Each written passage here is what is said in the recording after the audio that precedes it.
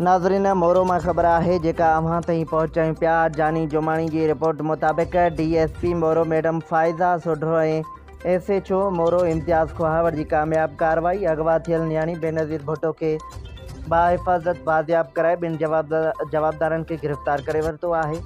DSP office में press conference कंदे madam Faiza सोढरो ऐं SHO मोरो इम्तियाज़ अली खोहावड़ मीडिया के ॿुधायो त 2 ॾींहं अॻु नूरानी कॉलोनी माछी ऐं भुट्टा बिरादरी में संगावती तकरार था। माछी बिरादरी के 8 खां वधीक हथियारबंदन ॾींहं जे वक़्तु अज़ीज़ुल्लाह भुट्टो के घर ते हमलो करे संदसि जूं 2 नियाणियूं इकरा भुट्टो ऐं बेनज़ीर भुट्टो के अगवा करे संदन वालिद अज़ीज़ुल्लाह भुट्टो के ज़ख्मी करे फरार थी विया हुआ।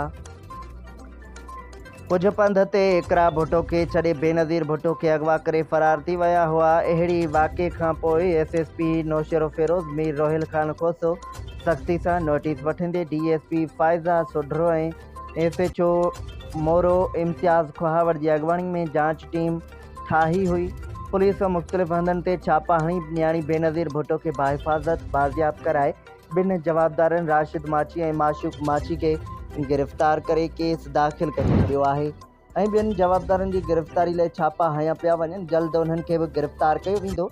ॿिए पासे ज़ख्मी अज़ीज़ुल्लाह भुट्टो जो पुट शहबाज़ भुट्टो नूरानी कॉलोनी वासिन खालदा माछी के प्यार के परणे लाइ खणी वियो हो, जंहिंखां पोइ ॿिन्ही धुरियुनि में तकरार तेज़ थी वियो हो।